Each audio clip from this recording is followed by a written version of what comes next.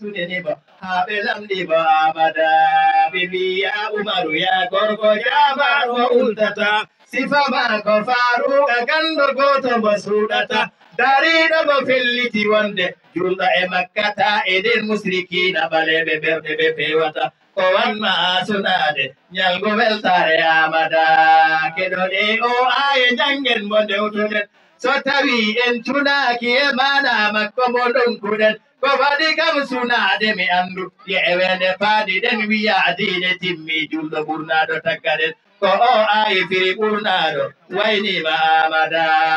nde o hajju timmi o rungi deftoyde winde mum o waɗi ɗon ko balɗe seeɗa o faagi ha famɗi sembe mum takani bo neɗnude waktu ma julde suudu mum ko jam jam o yarata ha o yettoya bisiɗa mum o ardo o julnaɓe julde almami amada dine rasulullahi ari hoɗade duniya ko altine o adi yidude jibirilu nder iraku ko altine o feri makka faade madina ko altine o juura malakul mawti feƴnange altine ko ni wiri jomen taari habaruji amada ababa ona deral ɗaydu hawtiɗu sembe mum dariɗo ma yeeɗa he makka mir fuuɗo e fedde mum cappiɗo ma o liɓɓo jooɗo e reedu mum nde ɓe kawri he amadou dampi kuɗaɗo mum liɓafori woppori hendu yawata ko amada wax leen ñu teewlu ñu jàng xatmu bi nañu dégg ñu jàng xatmu bi mbooloo mi imam ahmad de ngeen teewlu ñu jàng xatmu bi kenn ku ci nekk na nga teewlu wax amin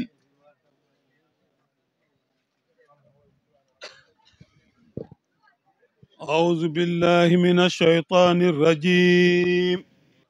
بسم الله الرحمن الرحيم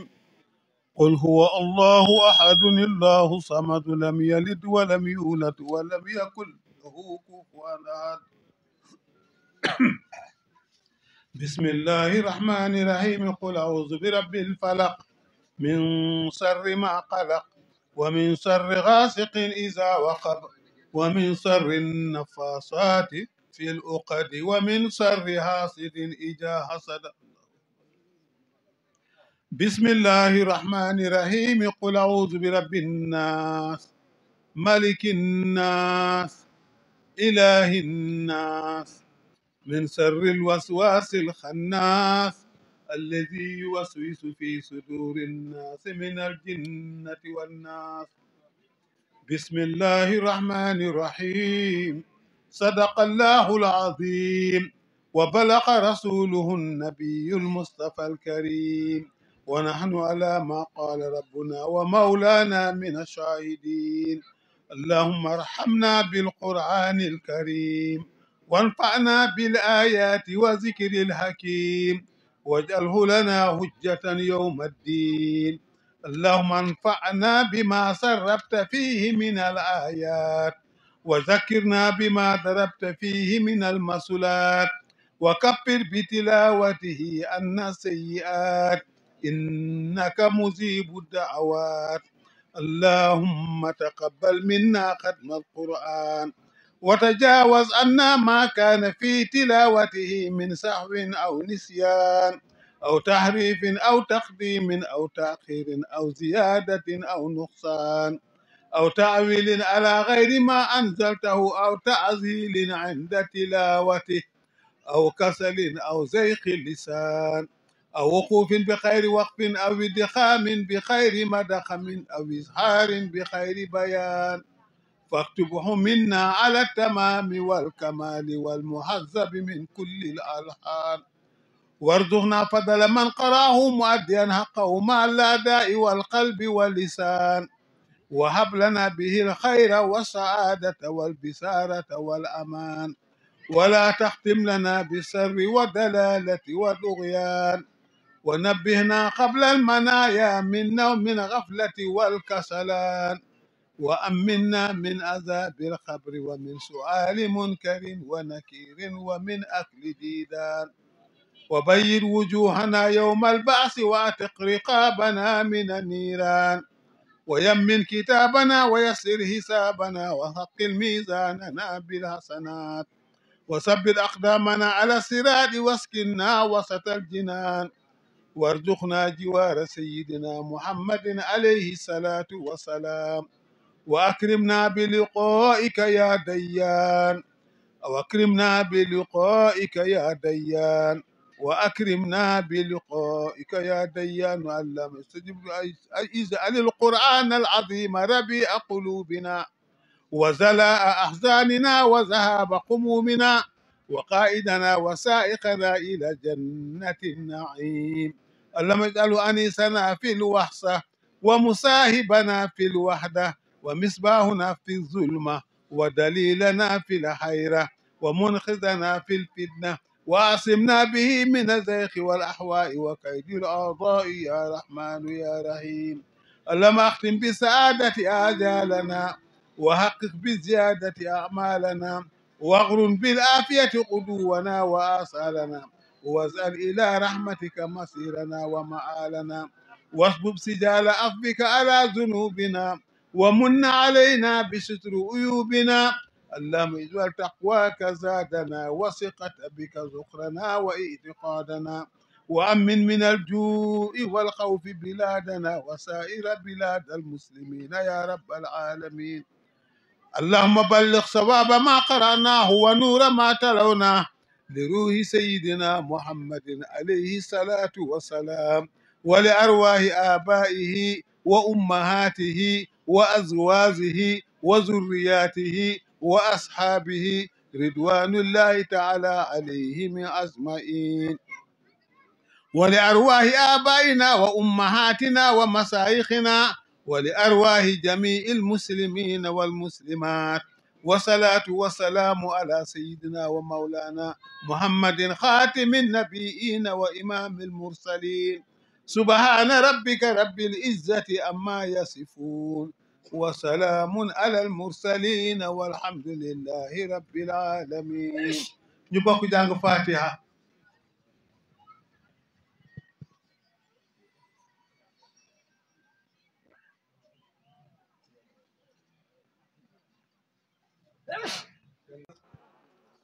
caggal yettude Allah e julde e nelaaɗo Muhammad sallallahu alayhi wa sallam minen mbiya min beltima kattude weltare sabu arde ɗo o ceerno men ceerno Ahmad Deme to Sokone taanirawo ceerno men Alaji Ahmad Deme to Sokone on si ari hoɗo yaade en ala ko dañɗen so wona weltare en jetti Allah e ɗum ɗon sabu ɗum ɗon weeɓani taaliɓe jooɗaade haa ceerno mum ara ɗum juuro wallahi ɗum weeɓani enen noon en keɓi ɗum yo en ngandu en keɓi ko mawni en keɓi ko teddi nden noon enen fof eɗen poti tinno nangiren in juuɗe sappo nangen hen haa tiiɗa debbo e gorko suka e mawɗo fof yo tinno e nguuɗo ñalngu weeɓani de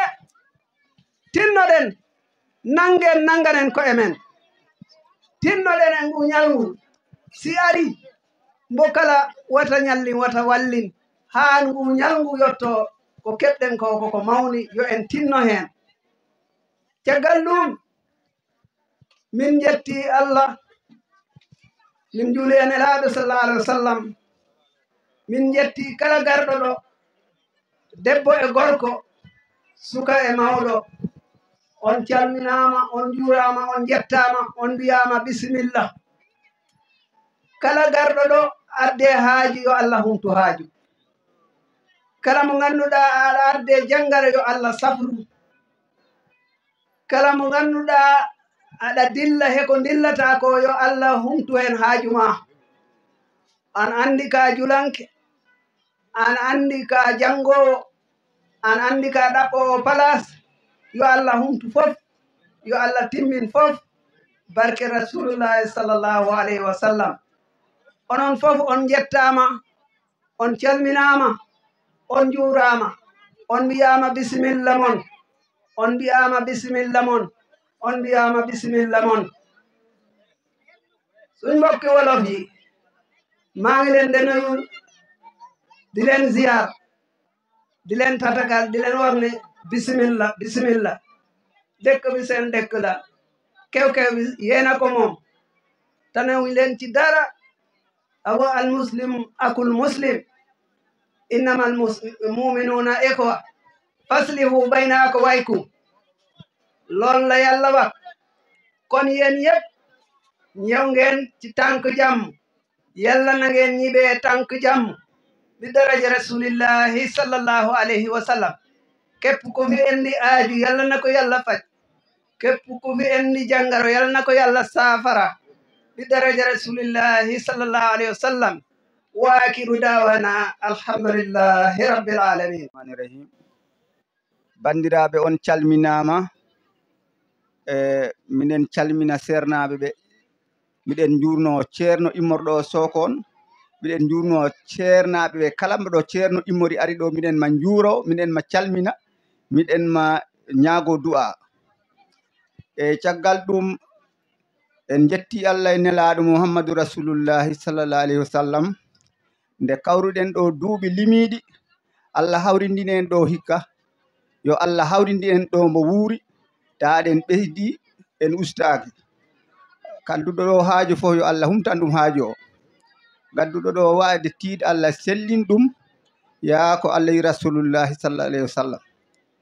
on calminama e inde daayira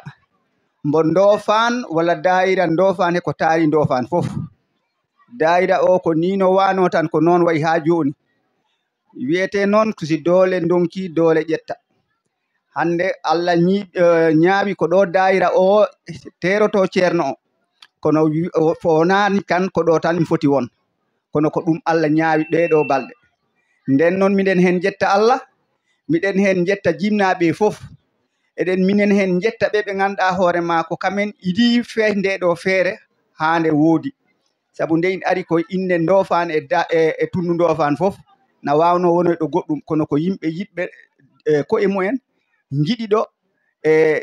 peccani in ɗo ha in ñiiɓi ɗo hande caggal ɗum e sukaɓe ɓe ganduɗa hoore ma kamen jogui organisé o e minen gandi hande kamen jogui doole ɗe fof kala ko waɗete hen kamen mbaɗata in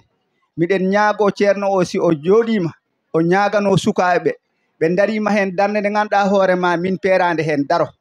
ɓe mbaɗi hen komin peera hen wat nden no minen ñaago kala suka baɗɗo hen hunde walla kala neɗɗo baɗɗo hen jawdi mum e doole mum miɗen ñaago on Allah yo Allah yoɓɗum yoɓa ɗum ko moƴƴi e minen ñaago ɓe mawɓe ganduɗa hoore ma kamen goni ɗo hande e haysiɓe kewani miɗen ɓe ñaagano balɗe juɗɗe e battane moƴƴe sabu hande ina wayno woodi yewende feeñde he nder dental he e sabu eɗen gandi dental ngal wonɗo ngal darino won mawɓe hawratnoɓe hen ɓe kawrani hen gili e wahde wonɗo ha e wahde sellu ɓen fof ɗen ɓe ñagano ɓe guratani ɓe yo Allah yurmi ɓe yaafo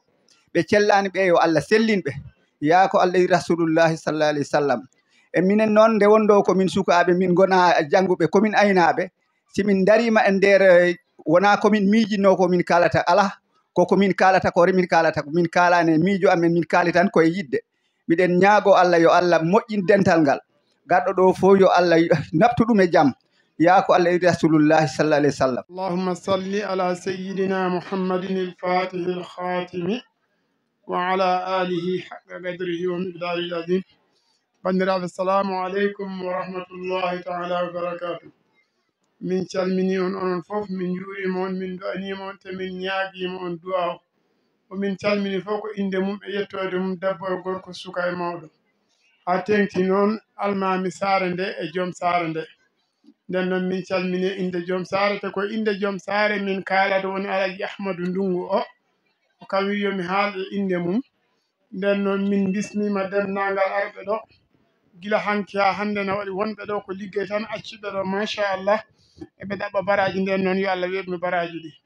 kono ɗum en calmini ceerno o e délégation o mo ardi woni ɓe ɗo immodi Sokone ha ɗo ceerno min calminima an e ɓe ɓe garduɗa kala eɗen ñaago Allah moƴƴo e moƴƴere mum en tawama hikka yo en tawe ko arata tawa eɗen ɓeydi en gustaki mo wuuri ɓuura e men mo wuuri ɓurana en yo en ndew Allah ko jaɓa Alaji Ahmadou Ndungu wi salmini denndangal garɗo ɗo omo andi ko waɗa ɗo ko sinno ko kam ton o wawata in nden noon ko juuɗe ɗiɗi coɗodirta nde laaɓa o yetti fof en o wawa lim sabu mbo limi fof juumat nden noon wona juumat ko heƴata hen kono so waɗanoma listi tan limo kono waktu o okkirta noon oyo jarnima fof en onon waɓɓe ɓe noon oɗon mbawi yejjid kam Alaji Amadou Ndungu e saare nde waɗanaɓe ɓe ne mbawi yejjid sabu neɗɗo koko weeɓa e jiɗɗum tagi arabe mbi neɗɗo insan ma summiyal insanu insanan illa bi kasrati nisyanihi ala ko wi neɗɗo jejjito sona hewde mum jejjitti nden noon baɗɗo ono wawi yejjid baɗanaɗo ono wawi yejjid kono Allah joɓowo yejjitta nden yo Allah resɗo laaɓi o jarni onon fof o accani hay goto dayira o noon o wi yon gandu wona hanki wona hecci hanki dayira o ko dayira o mo Mam Tamsir Bodial puɗɗunoɗo ko on yahata ɗo ha joni dayira o mo Tamsir Bodial puɗɗunoɗo e lagem ko on yahata ɗo ha hande ko ɓe jeehi tan ɓe lomto nden noon o wi mo jarno fof en mawɓe immiɓe ɗo ɓe enen fof en dendi en duwanima ɓe nane yo Allah yurma ɓe yaafoɓe toto ɓe jeehi yo ɓuranɓe gaga ɓe gimmi enen heddi ɓen yo Allah accon ɗo ko juuti on ɓo sakkanade ɓe duwanade ɓe bi jahi nabil Mustafa sallallahu alayhi wa sallam koyden ko ceerno ɗo ɗo min gonno hanke cenki ko ɗon tan min goni miɗen caggal Allah miɗen caggal ma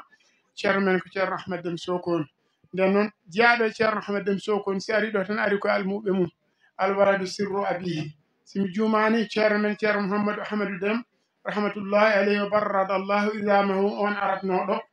min kawriɗo wona goo wona ɗiɗi caggal ko horti ceerno Ahmadou o lomti ɗum nden noon yettere Allah ko ɗum tan yahata ha ɗo horaji taw waktu o woɗɗi ko ɗum Alaji Ahmadou Ndungu wino simi ari yomi jarno yimɓeɓe fof ha tengtino sukaɓe ɓe ɓe galo hawa inni koɓe mbawi ko mawɓe ɓe mbawa ɗum sabu ɓe mbaɗat jawdi mumen ɓe mbaɗa doole mumen yaaha gara gila hanki jamma ha joni eɓe hen siɓe tawano ko gasala ceerno nden noon miɗen ñaaguima nde du'antoɗaɓe Allah okkaɓe dañal ha heewa teb taw noon ko dañal ngal wondani e gacce neɗɗon wawi dañ kono yo du Allah okka ɗum dañal ngal wondani e gacce eɗen taƴori sukaɓe si dañi tan haydara hokata ɗo kala ko jiɗɗen waɗen mbaɗat nden noon yo Allah okkuɓe no ɓe dañiri e dow ko laaɓi ɓe mbawa en wallu to jiɗɗen to ɓe balliren bi jahi nabil Mustafa sallallahu alayhi wa sallam ɗum ene jeeya daaɗe ceerno Ahmadou Ndungu walla jarga Amadou Ndungu wino yomi yettin mi yettiniyoma ala rasuli illa al balahu ala ko wodani nelaɗo sona o yettina ko nelago ɗum ene jeeya ko jinnoɗen yettin ceerno e bisimilla ma ɗo e saare he bisimilla ma e almuɓe bisimilla ma e dayra salamu aleykum wa rahmatullah walla on ko jiɗɗa ɓeydu ko radio fulɓe addi ɗum ɗo radio fulɓe international caggal koko yata e aduna Allah he fof kala an e pular nantinanaɗa e jorfe ko kalɗa ko yaha radio fulɓe international oy ɗum omo jeeya e ko yinno ñagadema kala pular goɗɗo nantina e jolfe on tuma kam garanɗo radio fulɓe o kam andi so siwtoto pular o tan walla hono watta wona eɗen jawi jorfuɓe ɓe ɗemɗe ɗe fof poti e men kono noon caggal eɗen jogui ko jeeyanɗen ko e men kolliren toon ko gonɗen ko ha mbawen toon yiye ɗum dal woni ko Alaji Ahmadou joni wiyen ɓeydu hen kala an e pular goɗɗo nanɗo jolfe nantineni jolfe walla wona noon mbiɗa hakaza assalamu aleykum wa rahmatullah goto e meɗen fof mone kenno kone si ñun yo janggo fatiha lawol goto na janggo fatiha benni yon janga salatul fatiha lawol gotol mo janggo salatul fatihi benni yon astaghfirullah astaghfirullah laabi temedere temeri yon anniyoɗen ɗum mone ñu yéene loolu yankinade e yeeso jomiraɗo menen o mone ñu toroxlu suñ kanam borom bi subhanahu wa ta'ala lorlinkinade e yeeso makko mone ñu toroxlu ci kanamu yàlla ñagademo ñu ñaan ko yo waɗan en jaam e leydi he yàlla defal ñu jàmm ci réew mi sabu leydi ina hulɓini ndax réew mi am na tiitaange ko dañɗen indépendance ko e joni mu ne bañ amee indépendance ak léegi leydi ndi tolni ɗo e kuli huli mu ne réew mi ɗum toll ci tiitaange meeɗa wadde mosta am kono julɗo noon waaye jullit nag yo hucciɗe Allah ñaago ɗum mu ne jullit na jublu ci yàlla ñaan ko yo Allah huncan en wororde wonde nde ɗo mu ne yàlla nañu yàlla wuññil njàqare bi nga xam ne moo fi nekk yo Allah addan en deeƴre mu ne yal nañu yàlla indil dal kala yiɗɗo ɗo addude musiba e ndiɗo men leydi mu ne képp koo xam ne bugg naa indi fii musiba ci réew mi en anda ko holi on mu ne xam nañ ku mu doon en anda ko holi on mu ne xamuñ kan la doon kono yo Allah duncumbo ha o yalta hen mu ne waaye nag yàlla jañ ba génn ci ko duwaw tan dañɗen mu ne ñun nag ñaar rek lañ am sallallahu alayhi wa sallam o wi sallallahu alayhi wa sallam wax na ne addu'a'u huwa al ibada mu ne addu'a huwa al ibada nden noon bon nag udditiren ɗum ɗo nde ɗo jonde mu ne bon nag nañu ubbee jotaay bi loolu mooy ñaan Sénégal du'antoɗen mu ne Sénégal la ñuy ñaan en ala ko wona Sénégal mu ne ñun amul lu dul Sénégal en wawa faade hay ɗon ɗo wona mu Sénégal ne ñu mënuñoo jëm fenn fu dul Sénégal te caɗele ina woodi waa te it maanaam ay jafe-jafe am na kulhuli ina woodi mu ne ay njàqare am na homo wawi huncude ɗum mu ne yàlla mun na koo jindi hol bawɗo huncude ɗum mu ne loolu kat moo ko mun a uññi Allah tan tabaraka wa taala yàlla rek borom bi subhanahu wa taala kanko tan forteten juuɗe meɗen mu ne kooku rek la ñuy tàllal suñuy loxo ñaagoɗen mo ñu ñaan ko yo Allah duñtan en ɗum ɗo yal nañu yàlla jañal loolu goto yo janggo fatiha lawol mu ne kenn ku ne na jàng fatiha benn yoon wonde e yankinade e ɓernde muɗum mu ne ànd ak torox lu ci xolam salatul fatiha lawol mu ne salaatul fatiha benn yoon astahfirullah laabi temedere mu ngi def ko téeméeri yoon mbaɗɗi ɗum hadiya nelaɗo sallallahu alayhi wa sallam ñu def ko hadiya yeniti yàlla Muhammad sallallahu alayhi wa sallam o tafana en to joomiraɗo mu ne mu ramul su borom ha ɗum ɗo ko kulako ba li nga xam ne moom lañu ragal yo Allah huncan en ɗum yal nañu ko yàlla maanaam uññi bismillah fatiha benn yoon astahfirullah téeméeri yoon salaatul fatiha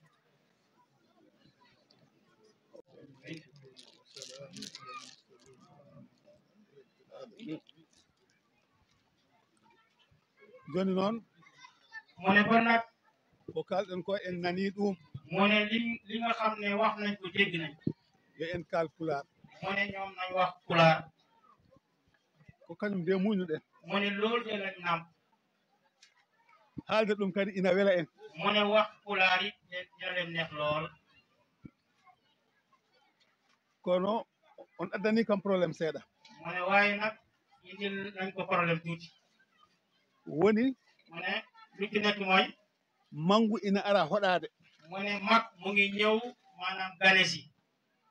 gammu dagga jeeri o mu ne gammu dagga jeeri Umar mo daban omo ɗo mu ne Umar bu daban mu ngi mi yaha haa ɓooyi mu ne dafa dem ba yàgg hokkuɓe ɓe nganndanɗaa ko annduɓe ceerno madama dem kanko neyi ɓe kanko janngini ɓe mu ne mu dem ba yàgg jox ay taalibe yoo xam ne taalibe Alaaji Ahmad Dem na Mamadou Amadou Dem Dem moo leen yar moo leen jàng e jokkiti ɗum ɗon mu ne ñu yeggali gàmmu kono ɓe wawa haalde pulaar o waaye mu ne nag waaye mënuñu wax pulaar joni joni somi fuɗɗima pulaar o mu ne kon bu commencé pulaar bi kamɓe soɓe jogori jaɓɓade mi hono ɓe mbaɗata bu fekkente ne ñoom bugg nañ koo wuutu nan lay demee ko ɗon namdimi minne mu ne foofu lay waxee foofu lay laaj na ndangoy pulaar ni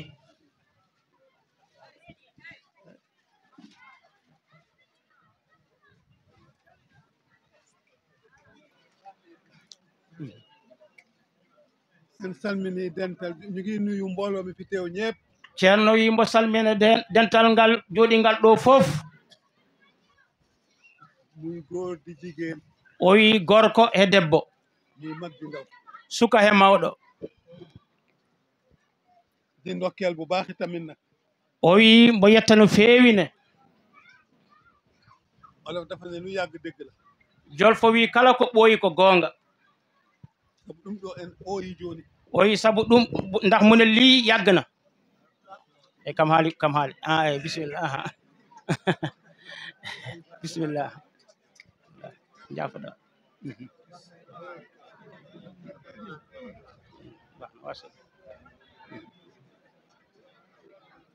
lii yàgg na o wi ɗum ɓooyi waaye balay dara o wi haande huunde fof yëg nañu weetaay ci jotaay bi ɓe tini yeeweende e jotaay he enen e ceerno hamme o wi ñun ak ceerno Hammet andi jafoɗade an haali bisimilla e halpular tan ceerno e halpular ceerno halpular wadde taman ɗum so halpular non kii pular bi lay jël moom waaw bisimilla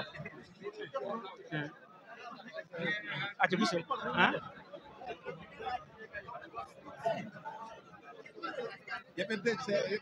déglu leen may leen ñu tuuti halpular o ceerno ko mbiɗa musidɗaɓe ndeƴen dokkodiren wonɓe gondannoɗen ɗo mu ne dafa am ñoo xam ne nii ñoom lañ doon nekkal fii eɗen wuurna oɗo ñalama walla oɗo pipiire ñu ngi doon maanaam jëmmal di dundal bëccëg bi wala ngoon gi wonɓe gandanɗa ɓe ustima ɓe yeehi hubbidima to joom maɓɓe mu ne am na ñoo xam ne nii dañoo wàññeeku dellu nañ ci seen borom sakkiɓe woni Alhaji Hammet mu ne ku ci mujj mooy Alhaji Hammet woni alhaji almuudo mumbo Alhaji Ahmad Dem radiallahu taala anhu taalibe gi nga xam ne mooy taalibe Alhaji Ahmad Dem taalibe almuudo fiɓiɗo noon mu ne taalibe nga xam ne ni ku dogu la gonɗinɗo Alhaji Ahmad Dem ku dëggal Alhaji Ahmad Dem Allah nawimo mu ne yàlla yóbbu na ko ko ɓooyani tan mu ne lu yàggul rek ko adi ɗum mu ne lu jiitu loolu woodi jinnaɗo men kadi mu ne am na suñu waajuri ɗo ɗo ndofan ɗo kii ci Ndofaan kanko no hawri e ladal mu ne moom itam dajana suñu borom mbiɗa andi hawnani ko rawani fotata wonde joni daaw la woon mu ne nekk daaw mi arino e wirwirde he mu ne yàlla dogal na ñëwoon na ci maanaam ci rob ɓe fof mu ne ñii ñëpp ko almulɓe Seydi Alhaji Ahmad Dem radiallahu taala anhu ñii ñëpp taalibe lañ ci Alhaji Ahmad Dem radiallahu anhu kono Allah nawiɓe waaye yàlla yóbbu na leen enen ko enen pawoto hen mu ne ñun ñoo ciy topp wadde sen gariɗo en noon waaye bon bu fi ñëwee en ciftortuɓe mu ne dinañ leen fàttali mbaɗenen ɓe duwaw ñu defal leen ñaan yo laakara maɓɓe ɓuranɓe aduna maɓɓe mu ne yàlla na àllaaxira génnal leen seen ajil yalla woya yeeto maɓɓe fitnu mu ne yàlla bu seen kanam fitnu kono yalla wata caggal maɓɓe kadi fitnu waaye yàlla bu seen ginnaaw yi fitnu ɗum ɗe eɗen ɓe ɗum ñagano mu kamɓe ne ɓen ɗon ñii nga xam ne nii maanaam jiitu nañ ñu ngi koy ñaanal yàlla e woɗɓe ak ñeneen ak ñeneen ak ñeneen ko adi fof mu ne lu ci njëkk yëpp woodi autorité ɓe arɓe ɗo henne mu ne am na autorité yoo xam ne dañoo ñëw fii on ɓe ari hay on ɓe mbaɗi kamɓe présenté mu ne ñooñu ñëw nañ ba ci ñoom moom présenté nañ leen on haali koddigal ngal ɓe hoddi e moɗon woni koddigal moƴƴal mu ne wax ngeen dëkkandoor bi ngeen dëkkan ñoom mooy dëkkandoor bu rafet e darde nde ɓe darani onon ne mu ne ak maanaam taxawaay bi nga xam ne taxawu nañ leen ko onon noon kala darani ɗon ko menen darani mu ne yéen nag képp ku leen taxawu ñoom la taxaw nden noon kamɓene men jettiɓe kon nag ñoom itam sant nañ leen ko duwawu men dañi amen du'anoɓe mu ne ñoom ñaan lañ am ni ngeen di ñaan nde Allah sembinta ɓe mu ne ba yàlla di leen dëgëral nde Allah longinta ɓe laawol peewal mu ne yàlla bom leen di sax yoonu njub Allah okka ɓe manam tawfiq ɓe wawa rewde e ngol ɗon laawol yàlla may leen jàppandal ba mun a jaar yoon woowu goto fof e maɓɓe mu ne képp si ñoom nag ko ɗaɓɓata ko mu ne li ngay wut so tawi tan ko ɓural e maɗa fekkente ne yeneen la ci yow yo Allah hokkuma ɗum weɓnanma ɗum yàlla na ko yàlla may te yombalal la tawi kadi wona neɗɗo no yiɗa hunde kono tawa wona ɓural e muɗum mu ne nit yi dina bëgg dara fekk gënul ci moom walla Allah na humpidi fof waaye yàlla xam nga lépp so tawi tan wona ɓural e meɗen mu ne bu fekkente ne loolu nekkul ci suñ gëneel ñun yo Allah woɗɗin en ɗum ɗon yal nañu yàlla sorel loolu enen no woɗɗina ɗum ɗon o woɗɗina en ɗum mu sorel leen ko sorel ñu ko ñu nit ɗum enen ɓe ɗum ñagano mu ne ñu leen koy ñaanal yàlla wona noon ko somin goniɗo men yiɓe men du'anoɓe ala ɗumen tolni fof haade ko kamɓe e moɗon wondi onon pamodiri nomen du'anni toon ni ko noon men du'annortoɓe mu ne comme que yéen a nekk ak ñoom te yéen a ngi déggoog ñoom itam dinañ leen ñaanal ku nekk dinañ leen ñaanal wala siyama on mbi oɓe dari e maalima diine kala ko ɗo diine sohla eɓe daro hen fekkani ko nag ñoom ñu ngi taxaw ci mbirum diine fekkente ne mbirum diine ba dañu ci taxaw ñoom tam dinañ leen ñaanal ko onon kaali min mi tawa kono ko onon haali ɗum mu ne moom fekkeewul waaye yéen a wax ñu dégg ɗum ɗon noon mu ne loolu nag mamin du'anoɓe inchallahu taala mu ne dinañ leen ñaanal insha allahu taala so ɗen geɗe fof ɓenni mu ne loolu yëpp passé jewten mu ne nañ waxtaan yewtere nde noon mu ne waxtaan wi nag ko e jikkuji je tan haalete mu ne ci jikko yi rek lañuy wax jikkuji ɗi ina boni mu ne jikko yi bon nañ jikkuji ɗi yakkima jikko yi yàqu nañ te so jikku ala l'islam ala te jikko bu amul islam du am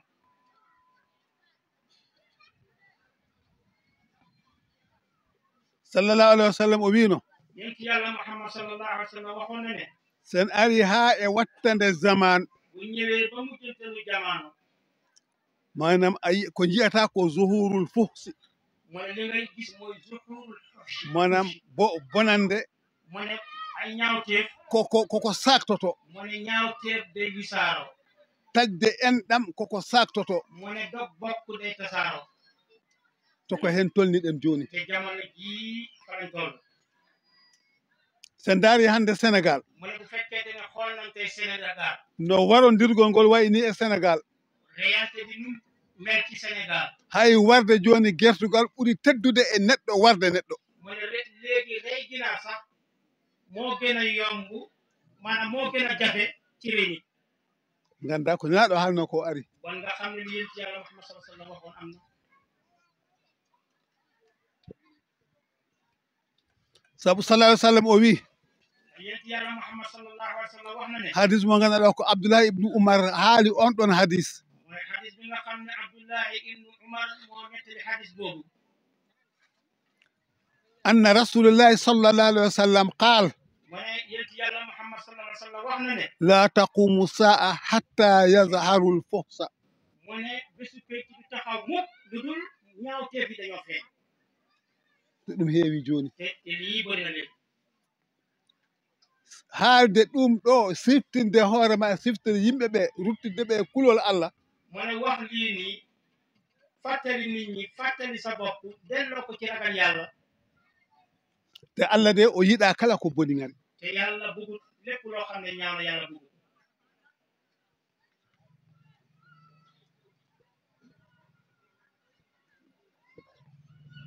jikku moƴƴo mu ne jikko ju rafet ju baax woni khuluqul hasan mu ne mooy jikko ju rafet mooy xuluqul xasan ko ɗum woni diine ko ɗum woni l'islam mu ne lii mooy diine lii mooy lislaam sallallahu alayhi wa sallam o wi sallallahu alayhi wa sallam wax na ne ma min shay'in mu ne amul benn mbir asqalu fi mizani l mumini lu gën a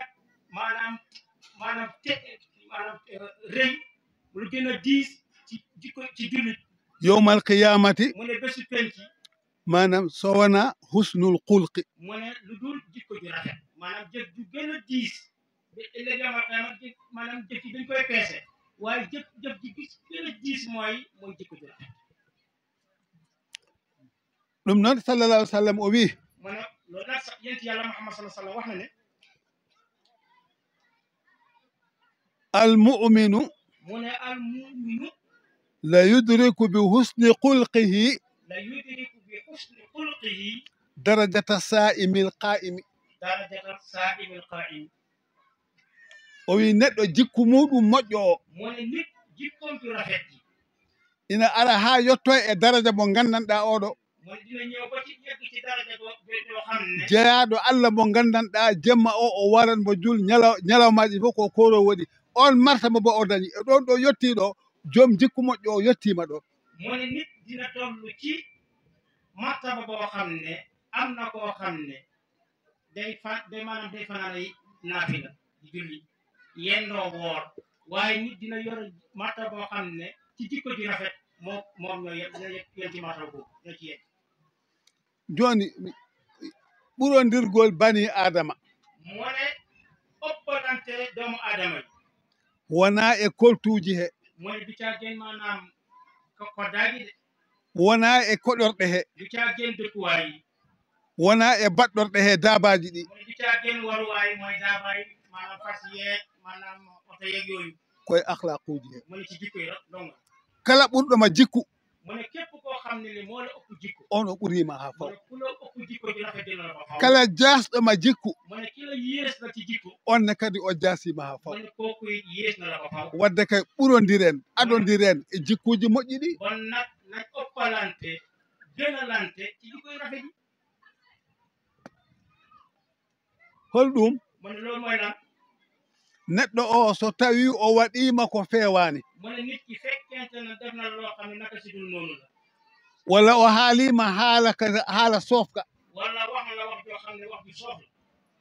wota ruttubo kan ɗon haala mu ne bu ko delloo wax jooju an ndaar ko moƴƴi haalamo ɗum mu ne yow da nga xool li nga xam ne nii baax na nga wax ko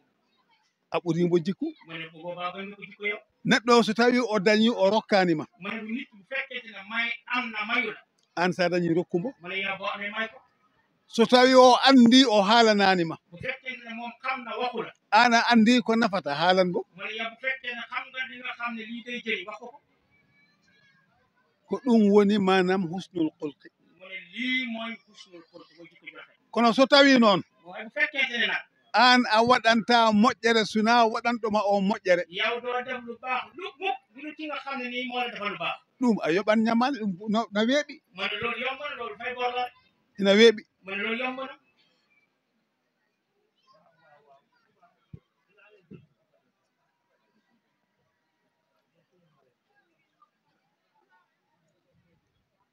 neɗɗo o mu ne nit ki alquran ina ɗo aya mbaɗata mbiya wallahu yuhibbul muhsinin mu ne am na laaya boo xam ne nii yàlla mooy wax noonu yàlla ci borom sopp na ñi nga xam ne ñu rafetal ɗo aya o gasiroyi ɗo mu ne bu fa laaya bi di jeexee wallahu yuhibbul muhsinin wallahu yuhibbul muhsinin ulama o tafsir ɓe wi mu ne borom ulama borom xam-xamu tafsir yi wax nañ ne woni manam al ihsanu ilal musi mu ne loolu mooy al ihsaanu ilal musi woni waɗande moƴƴere e waɗoma bonande mu ne loolu mooy defal mbaax ki nga xam daf lay def ñaawti fi yow ɗum woni al ihsan ilal musi loolu mooy al ihsaan ilal musi neɗɗo waɗma ko boni nit wax def la lu bon o haalma ko boni mu wax la lu bon an ƴetta ko jooɗi kaala e makko yow nga jël lu rafet wax ko ci moom o hadma hunde nde atunjinɗa mu ne mu tere loo xam ne ni li nga bëgg la yow an daña ko hatojini hokkamo yow nga am li nga xam ne bëgg nga ko yow nga jox ko noon sahabaɓe wurduno mu ne loolu noonu la sahaaba yi dundee woon wa yusiruna ala anfusihim walaw kana bihim hasasa mu ne yusiruuna anfusahum walaw kaana bihim xasaasa kamɓe ko goto fof ko goɗɗo o banda o ɓurannoma hoore maɗa mu ne ñoom sahaaba yi ñoom ñëpp sa mbokk moo la gënaloon sa bopp ko ɗum woni moƴƴere mu ne lii mooy mbaax nanaɗo sallallah alih wa sallam yonent yàlla Muhammad sallallahu alayhi wa sallam ombo haalatno e alamaji manam alqiyam mu ne yonent yàlla Muhammad sallallahu alayhi wa sallam daana wax ci mandargaye bés penc kono ko heewi hen waaye lu ci gën a bëri en jottima hen mu ne yegg nañ fa de ɗandi o wiino o bu'istu wa sa'atuka hatay mu ne waxoon na bu'istu wa sa'atuka hatay mi nelama mu ne yónni nañ ma kono ɗe nelami ɗo waaye fi ma yónni eɗo darga darotoɗo ak fi nga xam ne nii yow bés penc dina fa taxaw wayi kono hakkude ɗiɗo peɗeli no nduɗo ɓuriri juuɗe nduɗo noon ɗum foti mu ne mu ngi mel ni ñaari baaraam yi comme nuñ mel ni bii moo gën a gudd bii o wi ko noon ɗum wayi mu ne lii nii la mel ala maajuɗi manam maale ɗe nelaɗo sallah sallam haalnoɗe mu ne amul benn mandarga boo xam ne ni yéen ci yàlla Muhammad sallallahu waxoon na ko ko ɓuri heewde heen mu ne lu ci gën a bëri te en jottaaki heen te yegguñ ci eɗen mbiya hannde oɗo mu ne tey ñu ngi wax tey jii nii tey ɗo Sénégal tey Sénégal gii bonande wawa arde ɗo henne mu ne am ñu naan ne maanaam ñaawte mënu fee yegg ci Sénégal am nañu koy wax sabu mawɓe meɗen ɓe du'ima ɗo ndax suñu mag ñi ñaan nañ fi Alhaji Malick man Alhaji Malick o wonko du'iɗo man am na lu fi ñaan Mam Ahmadou Bamba Serigne Mam Ahmadou Bamba wonko du'iɗo am na lu fi ñaan Cheikh Oumar Foutiyou Cheikh Omar Foutiyou ɓeɗo fof mu ne ñii nii ñëpp ɓe du'ima ñaan nañ te Allah jabanima ɓe duwaw o te yàlla nangul na leen seeni ñaan enen sakkiti ɓe noon ñun ñi nga xam ne ñoo mujj nag sen bonni duwawuji ɗi fekkente ne ma ñaawal nañ seen ñaan gi ɗum ɗon loolu noonu woni ko arko e meɗen hannde mu ne loolu moo ñëw si ñun ñun ñoo xam ne ñoo ñaaw ko ɓurno heewde Irak yimɓe Allah mu ne Irak yéen ñi jàng téere yi lan moo gënoon a bëri ay nit yàlla Irak oɗo Irak wattindi Irak nu mujjee yàqu Saudi aɗa ɓuri ɗum heewde ɓuri yimɓe Allah mu ne Saudiya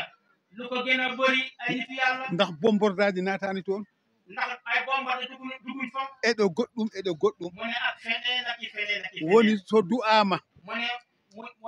ne bu ñaanee du'a o so reenaka mu ne ñaan ji bu fekkente ne ñaan nañ pare te wokkuñ ñaan gi ma o bonat mu ne day yàqu ɗum waɗi enen ko jiiɗen ko mu ne bon ñun luñ gis ñun ko ɗum ɗo woni ɗum ɗo tan mu ne lii loolu mooy lii rek mawɓe ɓe du'inoma mu ne mag ñi ñaaroon nañ kono eɗen rewi e laawol bonnino du'a wuji ɗi mu ne waaye ñu ngi maanaam dem ci yoon bi nga xam ne yàq ñaani yo Allah duñtan en ɗum ɗon noon mu ne yàlla nañu yàlla jañal loolu nde wonno needi natti dañde mu ne ndax léegi yar amatul sukaaɓe natti ne'eede mu ne xale yi yaratuñ leen léegi suka natti darde no bam makko aada bam makko waɗa ɗum léegi xale yi dañoo bàyyi seen aada papa yi ñu def ko ɓe ƴetti manam aada occidentaux ji ɗi mu ne ñu jël aada yi occidentaux yi ko ɗum addani en ɗeɗo geɗe mu ne lii moo ñu indi jafe-jafe aɗa joddo hannde an e ɓiya mu ne tey da ngay toog ak sa doom cikka onon joddi mu ne nga yaakaar ne yéen ñaar yéen a toog tawa a bona Amérique boobu moom mu ngi Amérique moom te yaa ngi toog moom mu ngi Amérique aɗa joddo e ɓiya mu ne yaa ngi toog ak sa doom cikka onon joddi nga yaakaar ne yéen ñaar yéen a toog tawa a bona Français moom mu ngi France on bona Espagne mu ngi Espagne on bona Allemagne mu ngi Allemagne ko ɗum ɗo addi ko waɗi ko mu ne lii moo indi li nga xam ne ni moom moo am hannde téléphone aji ɗi mu ne tey téléphone yi e télévision ji ɗi ak télévision yi wallahi bonni ko heewi mu ne wallahi yàq na lu bëri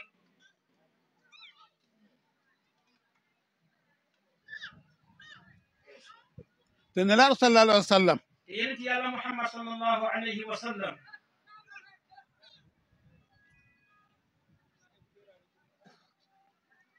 o haali mu ne wax na sa ndaari oɗo men zamanu hannde mu ne bu fekkente ne xool nga ci jamono tey jii a waawa heɓtinde suka gorko e suka debbo mu ne da ngay dem ba doo mën a xam ne xale bu góor ak xale bu jigéen ndax worɓe jooni ɓe ƴetti koltu rewɓe mu ne ndax léegi da ngay gis góor ñi ñuy woddoo ay jigéen woddu jigéen rewɓe ɓe ƴetti koltuji worɓe mu ne maanaam jigéen ñi ñu jël maanaam yére góor yi maanaam seen colini góor yi hannde ko yiyata worɓe ina waɗa kootane mu ne tey da ngay dem gis ay góor ñoo xam dañuy def ay jaaro nopp ko yiyata hannde worɓe ina waɗa jubbi da ngay gis tey ay góor ñoo xam dañuy nekk ko yiyata hannde worɓe ina waɗa ceenuji da ngay gis tey ay góor ñu ngi def ay ceen ina famɗi hannde suka gorko salminma tawa o sinkani e juuɗe makko e hay hunde mu ne néew na tey xale bu góor ñëw nuyu la rek amul lenn loo xam ne def na ko ci loxo walla waɗa ɗum e daande makko walla mu def ko ci baatam ɗum woni ko naaɗo wi ko mu ne loolu la yonent yàlla Muhammad sallallahu wax ne ina jeeya e bonde jikku mu ne bokk na si ñaaw jikku tasabbuhu nisa bir rijal mu ne niru góor ak ci jigéen wa tasabbuhu rijal bin nisa walla góor niru lu jigéen te hannde ko ɗon tolniɗen te tey fii lañ toll hannde hoɗo yiyata debbo haddiɗo walla rewɓe fof ko tuubaji ɓorni hannde mu ne léegi jigéen ñëpp ay tubé lañuy sol te ko tuubaji hamniɗi bonɗi mettuɗi ɗi welani darde mu ne te it tubé yu soof lañ yu ñaaw yoo xam yu naqadee xool lañ ina addi maale ɓandi maɓɓe fof mu ne fekkente ne ndaw si fekkente ne sol na yére bi tubé ji maanaam mboolee mandarga mu koy wan te naɗo sallah sallam o wi te yonent yàlla Muhammad sallallahu alayhi wa sallam wax na ne Allah huɗi mu ne yàlla rëbb na gorko manam juɓa ɓorniɗo koltu rewɓe mu ne góor gi nga xam ne nii dafa soltol koy jigéen yàlla rëbb na ko Allah huɗimo nelaɗo huɗimo malaikaji huɗimo yàlla rëbb na ko malaika yi rëbb na ko yonent bi rëbb na ko Allah huɗi debbo ɓorniɗo koltu worɓe kadi mu ne yàlla yi rëbb na jigéen ji nga xam ne dafa sol koy góor walla ni omo waɗa geɗe no rewɓe haalirta ni walla no ɓe yahirta ni ɗum ɗo fof koye kudde Allah he jeeya walla moo ku jigéen ji wala góor gi muy melokaan boo xam ne safaan bi la fekkee góor ki la mu ngi melokaanu jigéen bu dee jigéen gi muy melokaanu góor leen moo bëri léegi na sallallahu sallam o wi yent yàlla Muhammad sallallahu alayhi wa sallam wax na ne o wi kanko de o ari o yurnima jahannama mu ne moom de ñëw na yuurnu la safara boobu nañu na jahannama kono ko rewɓe ɓuri hewde jahannama mu ne waaye ay jigéen ñoo gën a bëri jahannama mbimi mata ɗum de xana ko rewɓe zamanu men o hannde mu ne xanaa loolu tey yéen ba koy xanaa suñu jigéen ñi jamono jii la tey elle hankadin halifaɓe dañatani mu ne mu ngi mel ni léegi ay kilifa amatuñ sabu no rewɓe sukaɓe rewɓe wayi ni ko e galleji meɗen heɓe yaltiri mu ne ndax xale yi jigéen yi bañ melee nii it si suñ kër yi lañ génnee min nani e mawɓe wiya Seydil Hadji Malick mu ne wax na dégg na ñu ay mag di wax ne ci jamono Seydi Alhaji Malick o yehino sukaɓe ɓewlene haala he seeɗa sukaɓe yoɓe nditto seeɗa yoɓe koyen seeɗa onon jogi organisation mbaɗeni sukaɓe ko haalata ke no arrêté te yimɓe ɓeɗi jiiɗi faam organisation mbaɗe en hen o wi ɓe yehino ha a Seydil Hadji Malick yehino ha o usti yaagol makko jama sabu ko yiyata ko e mbedda he mona Seydi Alhaji Malick si radiallahu taala anhu mone demoon na ba wàññi dem jàkka ndax li muy buy génn dem jàkka lu muy gis si mbedd o meeɗi joɗade kanko Seydil Hadji Malick mu ne mos naa toog benn bés moom Seydi Alhaji Malick rewɓe ɗiɗo ariɗo makko ɗo mu ne ñaari jigéen ñëw ci moom goto o ko manam ko danejo ko tubako mu ne kenn ki ku weex la tubaab la goto o ko ɓalejo mu ne kenn ki nit ku ñuul la kono ɓe ɓorni ko wiyete ko courte robe mu ne ñu ngi sol lu ñu naan courte robe on zamanu courte robe aranno ha ɗo mu ne booba jamanu courte robe daan na ñëw ba ci yeeri nde o yii ɗum nde mu ne ba gisee loolu Alhaji Malick o wi si tawi kanko ɗum o fotata wurdude e Sénégal yo Allah ɓam gite makko ɗe mu ne bu fekkente ne mu ne lii ma gis nii de xoolal fekkente lii laa bëgg a dund ak Sénégal ma koy gis yàlla jël sama guddi sakken makko nde Allah ƴetti gite makko mu ɗe ne moo tax mu jëntali jamaanam yàlla jël ay bëtam o so tawano hannde no wiyata mu ne kii na bu fekkee woon tey lan lay wax sabu alhaali o fof woni jom dañatani mu ne mbir mi yëpp daal mooy jom amatul hay goto hersatani hay goto mu ne kenn amatul kersa ci keneen ki suka hersatani mawɗo mu ne xale maanaam amul kersa ci mag suka horɓintani mawɗo mu ne xale yi wormaatul mag hay baba jibinɗo o horɓintanima mu ne waajur bi nga xam ne mooy papa bi ko jur sax wormaalut ko hono o horɓinta wonɓe mbo hawre e mbedda ki nga xam ne nan lay wormaal ki nga xam ne dañaa moom ci mbedd sallallahu alayhi wa sallam o wi yénti yàlla Muhammad sallallahu alayhi wa sallam wax na ne so tawi tan ala ko kersuɗa bu fekkee ne amoo lenn looy rus yow gollu kala ko haajeɗa mu ne na nga jëf lu la neex janngo a hawrade Allah mu ne lépp di nga def daje borom bi subhanahu wa taala oɗo zamanu mu ne jamano ji wallahi ina muusi wallahi mooy métti min somi immima gallam mu ne moom bu jógee ko këram tisubar mbiɗa yaha jama mu ne tisubar muy dem jàkka hawra élewaɓe jippima lycée mu ne mu tombet élève yi wàcci nañ lycée ceerno ɗum koko mbimi ɗum de so alaji ma harne ɗum ɗo o waɗatno hoore makko mu ne lii moom bi muy jag bu jógee ko këram di dem ci zawiya bi julli ci tisubar fekk day fekk xale yi jigéen yi wàcci maanaam élèves yi wàcci école mu ne nit xanaa bon Alhaji Malick bu gisoon xanaa day boppam rewɓe fof ko hunciɓe mu ne jigéen ñëpp dañoo wuñi seen bopp fof ko hunciɓe ñëpp dañoo wuñi seen bopp hay goto soomaki mu ne kenn amul musoo kenn xalaat hay goto manam ɓornaki kaddangal ngal gandanɗa sona ina mandini terɗe muɗum mu ne amul kenn koo xam ne sol lu cotta ki nga xam ne day mandarga e cëram te ko e galle yummiraɓe e babiraɓe ɓe yalti te it ci ay këru yaay ak i papa ci lañ génne tawi noon tasabbuhu nisa bi rijal bu fekkente ne nag nuru jigéen góor Allah wi o huuɗi ɗum malaikaji huuɗi ɗum manam nelaɗo sallah sallam huuɗi ɗum ɗon bu fekkente ne yéen wax na nag ki nga xam ne niru na jigéen boo xam niru na góor yàlla rëbb na ko yonent bi rëbb na ko malaaka yi rëbb nañ te ko enen jibin ɓen ɗon sukaɓe yalta e meɗen ɓe jaa walla ni ko enen coodi ɗum ɗon mu ne bu fekkente ne nag yàlla rëbb na ñee yonent bi rëbb na leen malaaka yi rëbb na leen te ñu ngi génne si kër waaye te ñun ñoo koy jënd nag léegi ñun nag ay kala ɗo ɓe huuɗa mu ne fuñ la rëbbee ñoom an baabiraaɗo o mu yow baay ji walla an gorko soɗaɗo ɗum debbo maɗa bu fekkente ne yow mi nga xam ne jëkkër ji nga xam ne yaa ko jënd sa soxna aɗa wela ko waɗata ko te it kontaan nga ci li muy def moom wallahi ko onon rendi kuddini mu ne wallahi yéen a bokk rëbbu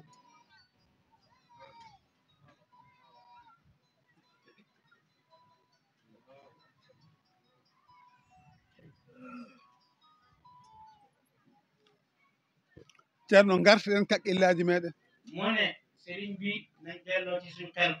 ganden enen ko en julɓe nañ xam ne ñun ay jullit lañ julɗo wona ko weli ɗum yo wat mu ne jullit du caagee lu ko neex rek lay def julɗo wona ko weli ɗum yo ñaam jullit du caagee lu ko neex lay lekk julɗo wona ko weli ɗum yo yar jullit du caagee lu ko neex rek lay naan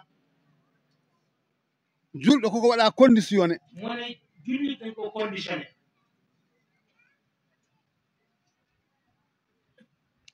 kono no neyirɗen ni ɓesgu meɗen ngu hannde waaye li nga xam ne nii yaree nañ ko suñu njaboot bi tey wallahi janngo kala ɗo ɓe naati ko eɗen maɓɓe wallahi ëllëg fuñ dugg ñoom ñun ak ñoom wuqifum innahum mas'ulun mu ne ëllëg na yawmal qiyaamati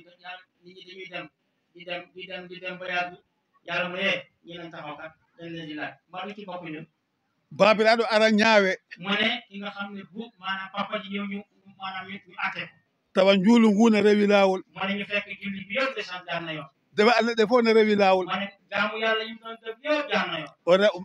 o rewa laawol aljanna mu topp maanaam di dox ci yoon àjjana bi ɓiyi ko ara mu ne doomam ñëw haydara o annda mu ne xamul dara haydara o ne'aaka mu ne yaru ko ci dara hay jikku gooto o annda benn jikko xamu ko njuulu o waɗaani mu ne julli defu ko koorka o waɗaani koor defu ko dewa allah o waɗaani maanaam bépp jaamu yàlla defu ci dara bam makko fotnoo wadda ɗum walla yum makko mu ne loolu na te fekk papa moo ko war na def ci mu wala yaayam bam makko waɗi ɗum o hoore makko de mu ne lii baayam defal na boppam haa o rewi laawol aljanna maanaam bam jaar yoonu àjjana ɓiɓɓe ɓe ari mu ne doom yi ñëw nañ ɗum o waɗaani ɗum heen mu ne ñoom defu ko ci ñoom allah wi yo artu mu ne yàlla mu ne ko kaay delsi wuqifum innahum mas'ulun waqifuhum innahum mas'ulun kamɓe woni mas'uliya ɗum ɗo mu ne ñoom ñooy responsabilité ɗo ɓiɗɗo o nawaaɗo jahannama mu ne fi yóbbu joom bi jahannama an ragma an a waɗi dewe allah maɗa fof ina rewi laawol korka njuulu asafi o waɗi kono ko an maɓɓe waɗi yadata toon mu ne li nga waroon a def lépp def nga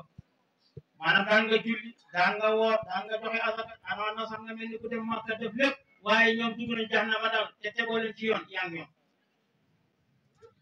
tinnoɗen e needi ɓesngulu meɗen mu ne nañ góorgóorlu ci yaru suñuy njaboot tinnoɗen e hirde ɓesngu meɗen te it nañ góorgóorlu ci fiir suñuy njaboot neɗɗo hirat ɓesngu muɗum nit day fiir njabootam sallallahu alayhi wa sallam o wi yent yàlla Muhammad sallallahu alayhi wa sallam wax na ne tato natata aljanna mu ne ñetti duñ dugg àjjana aqul walidayni mu ne ki nga xam ne ni dafa dëngoog ay waajuram joni hol ɓiɗɗo ɗoftiɗo bammum hannde mu ne léegi nag ana doom yoo xam ne nii dafa topp waajur koko welma ko tan mbaɗata mu ne yow doom bi lu neex rek boo xam ne non pas bien natata aljanna dayus mu ne du dugg àjjana ku ñu naan dayus woni mbo hirani ɓesngu muɗum mooy ki nga xam ne ni fiirul njabootam fiirewul leen so Ablaye ari mbiyamo kumbana e nder mu ne fu benn ngor bu ñëwee nga ne ko tuumaal ci biir so Moussa ari mbiyamo fatude mbo e nder bu Moussa ñëwee bu Eliman ñëwee nga ne ko faatu ci biir bon o wi o jinnaɗo waɗo ni o mu ne ki nga xam waajur bu mel nii nag natata aljanna mu ne kii de du dugg àjjana neɗɗo hirat ɓesngu muɗum nit day maanaam day fiire ay njaboot fiira rewɓe maɗa manam hira rewɓe maɗa hira ɓiɓɓe maɗa mu ne nga fiire say soxna fiire say doom kono aɗa fo mbiyama karina e nder waaye bu ñëwee nga ne ko bisimilah yegsi doon ci biir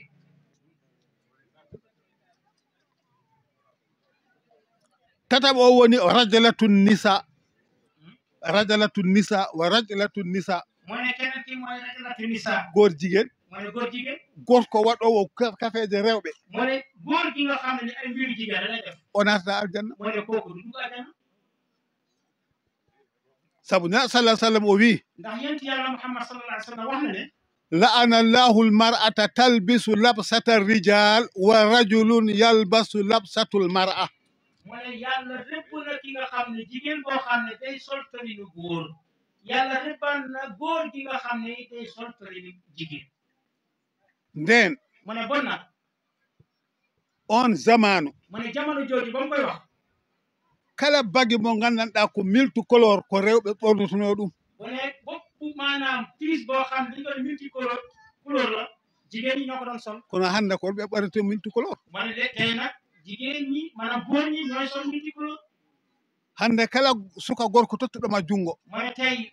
bopp xale bu góor boo xam ne jolal loxo ko sinki ko e juuɗe makko hena hulɓini mu ne li nga xam ne nii def na ko ci ay loxo maanaam yéeme na te yumma yii baba yii te loolu papa gis na ko yaay gis na ko te ko kudde Allah woni heen te maanaam ci rëbb yàlla moo ci nekk kala gorko mo hannde suka gorko joɗɗiɗo e maɗa mu ne tey xale bu góor boo xam ne toog na ak yow ina sinki cellalal e daande makko mu ngi def maanaam ay ceen def ay kii si ay baatam ci baatam ina waɗa jooni kay en jii manam kotane e noppi mu ne maanaam jaaro yi nga xam ne dañ koy def ci nopp ko gis nañ ko en jiyani ɗum koye meɗen te naa ko mujj a gis ci kaw hay ɗo woto Kaolack woto tooñ Kaolack kay mu ne moom man dama gis voilà de mu ne man tooñ Kaolack donte fii sax am na fi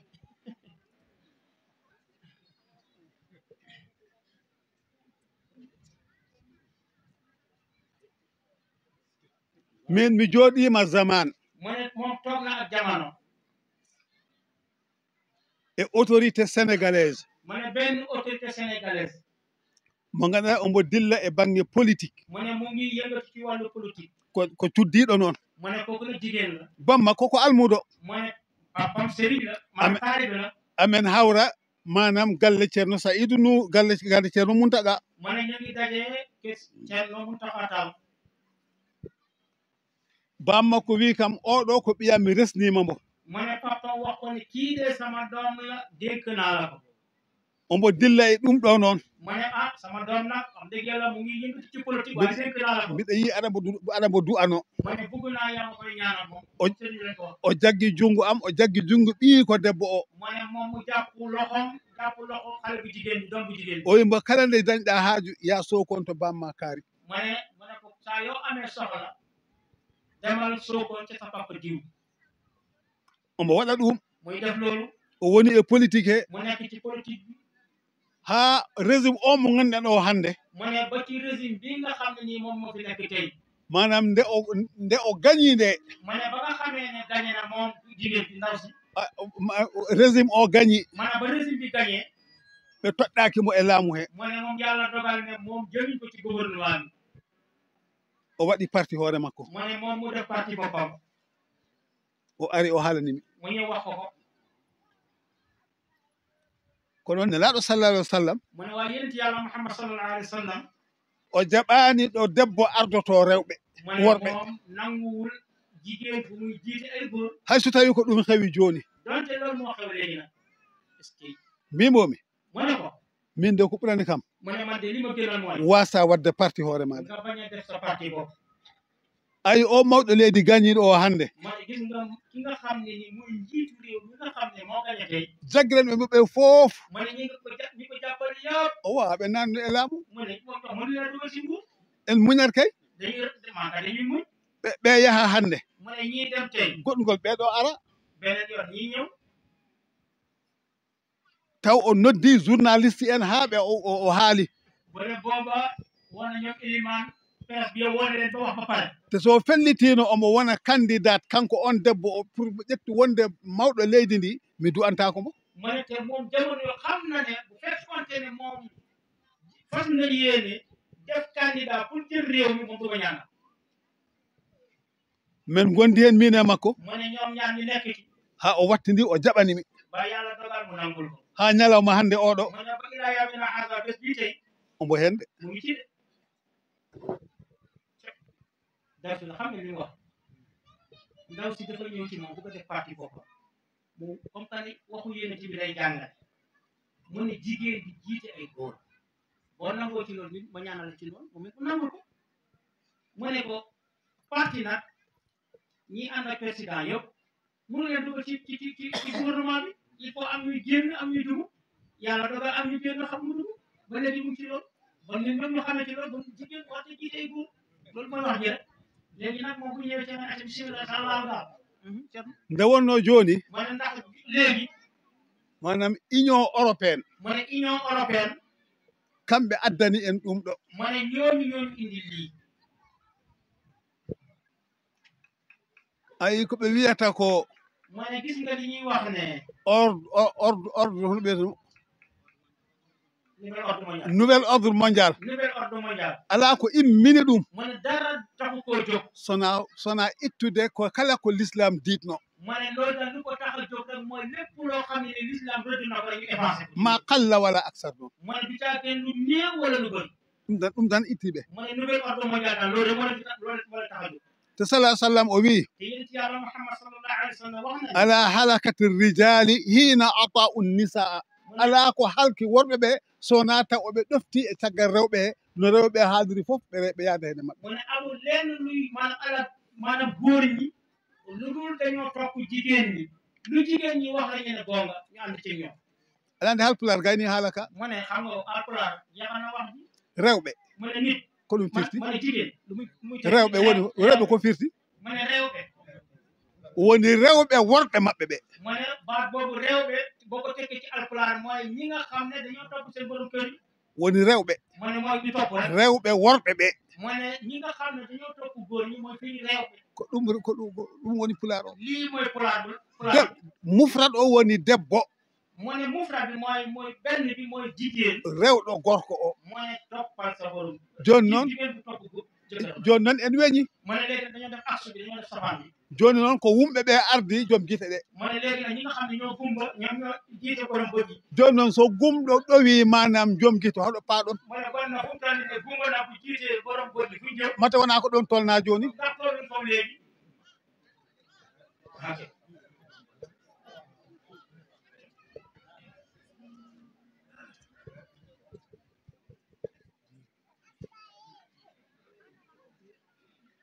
te nelaɗo sallah sallam o wi te yonent yàlla Muhammad sallallahu alayhi wa sallam wax kala nde worɓe ɗofti rewɓe e belaɗe pittali maɓɓe saa yu góor ñi maanaam toppe jigéen ñi si seen banneexu bakkan ala ɗo nawata ɓe sona hippude ɓe e jahannama du leen yóbbu fenn lu dee ñu nërmel leen ci maanaam di dak sabara jahannama ñu dëpp leen ci ɓe puntiri en noon moo ne li ñu naxee na ñoom jigéen ñi moy woni l'islam koko ɓitti rewɓe moo ne dañuy wax ne maanaam l'islam dafa xatal jigéen ñi ala l'islam hoɗo tawno debbo hanki moo ne l'islam fii la fekkoon jigéen démb hoɗo l'islam tawno debbo hanki moo ne fan la l'islam fekkoon jigéen démb l'islam tawno so bamma maayi rona rewɓe makko ɓe moo ne l'islam dafa fekkoon fii nit bu génnee adina taawam bi mooy doon soxna bi rewɓe makko ɓe mo wona yummakko mu ne ku dul maanaam yaayam bi ko jur omo wawi wadde ɓe rewɓe makko mu ne mun na l'islam moom jamono jaahiliya munoon na maanaam l'islam balaa mu ñëwaat maanaam nit bu génnee adina ku dul yaayam mën na ko jëlaat si soxnay papam yummakko noon mo wawi yeyde mbo mu ne sa yaay nag comme que ne mënoo ko soxna woo mënoo koo liggéey mënoo ko jaay ko mënoo ko jaay wa ida al maw'udatu su'ilat mu ne wa ida al maw'udatu bi su'ilat ayi zambin qutilat bi ayi zambin qutilat islam tawno ko sa jibini ɓiɗɗo debbo a suusa wiide debbam dañi ɓiɗɗo debbo a asat ha ɗum luggita ubbama tawa omo wuuri mu ne l'islam bu njëkk ba balaa l'islam di ñëw nit bu amee doom bu jigéen ñemu dem ci pénc bi mu ne am naa doom bu jigéen xam nga lu muy def da koy yóbbu ba ci àll bi wala mu xool foo xam ne kenn gisu ko mu gas ba mu xool suul ko foofu taw omo wuuri ubbama taw mu ngi dund reyu ko sax da koy gas rek suul wa ida al maw'udatu su'ilat bi ayi zambin qutilat mu ne wa ida al maw'udatu su'ilat bi ayi zambin qutilat ko ɗo islam tawno rewɓe mu ne fii la l'islam fekkoon ay jigéen islam tawno ko debbo haalata mu ne day fekkoon l'islam da fekkoon jigéen du wax ɓe ƴettat kannar ɓe waɗa e toni he mu ne dañu jël kannar def ko ci kanam ci tuñi ɓe so haali ko bone o haalata ñu ne kii boo xee rek musiba lay wax islam ari ittu ɗum ɗon l'islam mooy ñëw jëlee loolu fii o wi debbo kay yo haal mu ne jigéen kay na wax kono yo wonno haaldata waaye na am muy waxee debbo kay yo rew Allah mu ne jigéen kay na jaamu yàlla kono wota ya e nder rewɓe to worɓe to mo toon rewa Allah waaye buñ dem ci ɗum ɗum si góor ñi kay dafa jaamoo yàlla sunninama e worɓe yoɓe ya jama mu ne sunnal nañ ci góor ñi ñu dem jàkka ja kono rewɓe rendani hen mu ne waaye jigéen ñi bokkuñ ci sunninama e worɓe yoɓe noddin mu ne sunnal nañ ci góor ñi nañ noddu kono sunninaka e rewɓe noddingol waaye sunnaluñ ci jigéen ñi ñoom ñu noddu rewɓe nelaɗo sallllahu alayhi wa sallam soxna yénti yàlla Muhammad ko sallallahu alayhi wa sallam ko alquran wiɓe waqarana fi buyuti kunna wala tabarrajna tabarrujal jahiyatul ula mu ne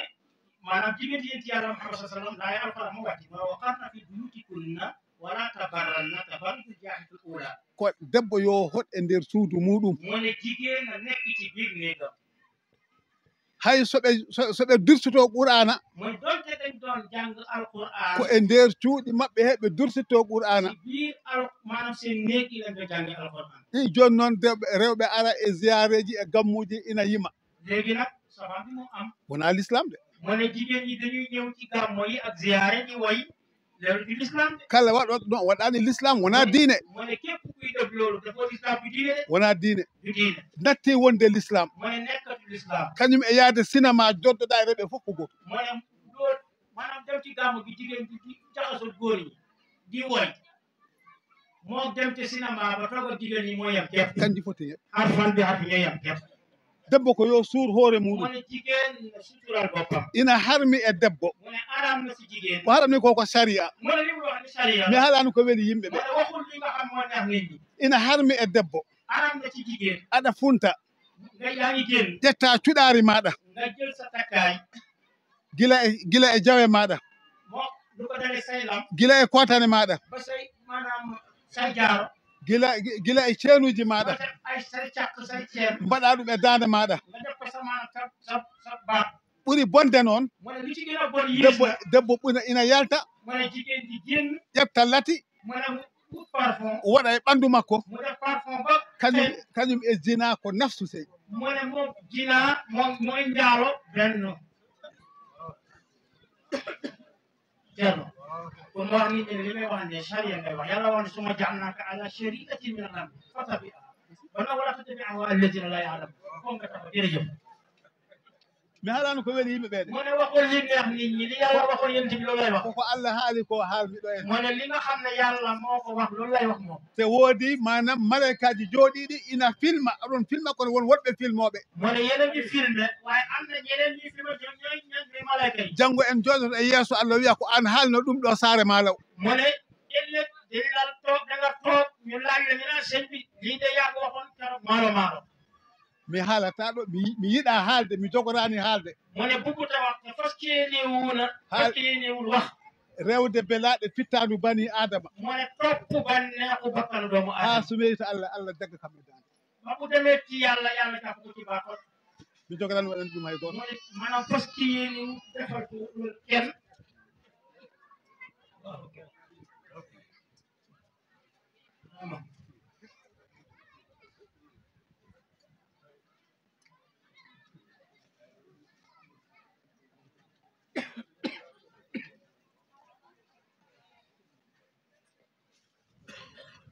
ina yetti hande e jikkuji bonɗi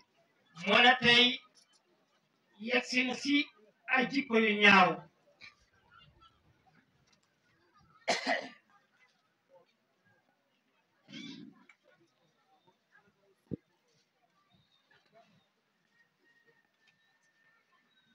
wonko wiyete anytime mu ne am na loo xam ne dañ koy wax ne anytime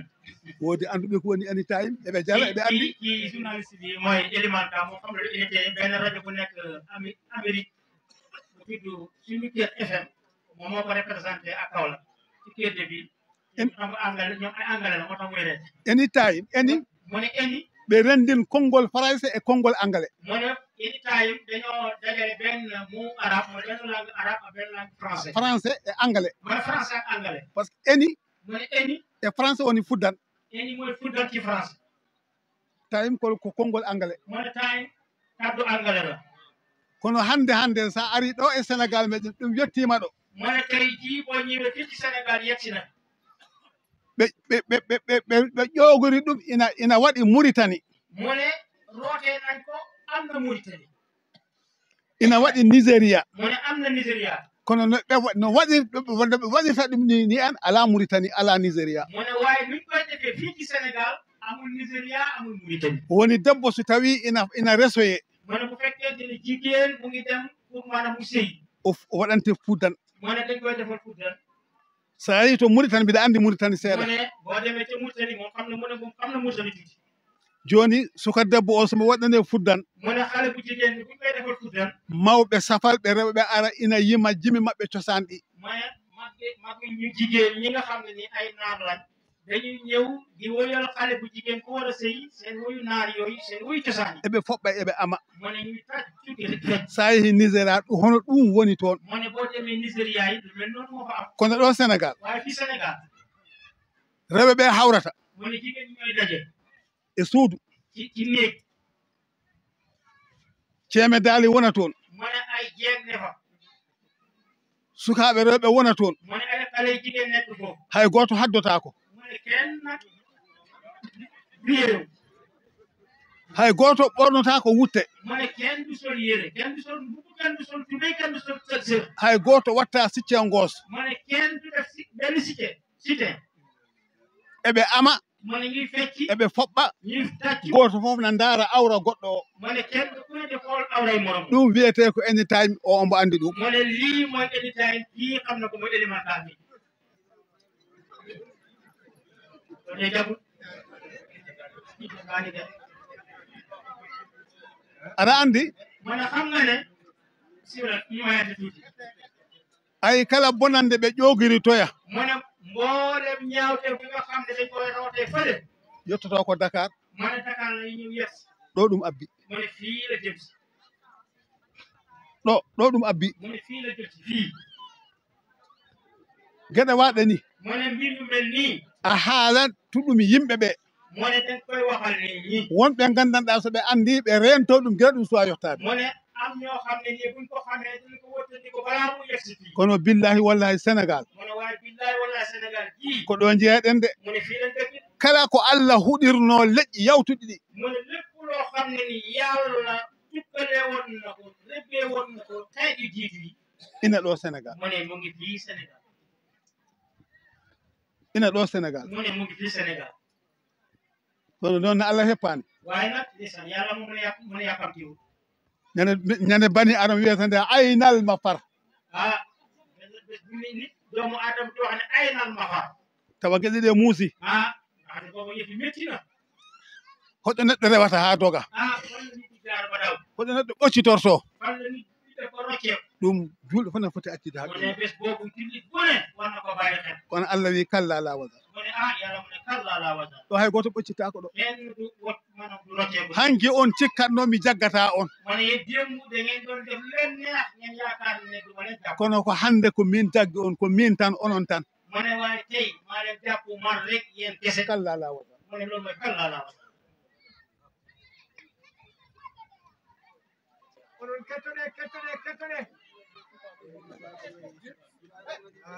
organisation onon ɗum fof onon foti remude sukaaɓe yoɓe ngoɗi to suka ko fijirde tan anndi eyi ɓe nganndidirani farino e sunna jogi organisation yoɓe mbaɗin sukaaɓe ndestaɓe tan fije to ina wayno mone mu ngi mel ni zamanu o yehi seeɗa mone jamano ji doxna tuuti te Ceerno Tidiane oustas Mané mone e Ceerno Tidiane ak oustaz Mané alaa sago kamɓe ne ɓe wooda ko ɓe memi heen mu ne munta ñàkk mukk ñoom itam ñu am luñ ci laal sabu jooni kala ɗo mbiɗa yaha ko min maɓɓe yaadata ndax am na lu waxoon te njëlbeen at yi dem na te war na am ñu ko wuutu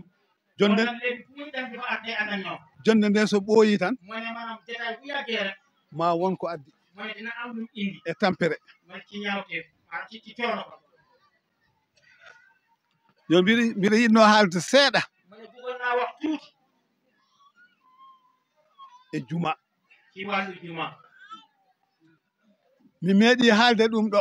mu ne mos na ko wax fii ci wàllu juma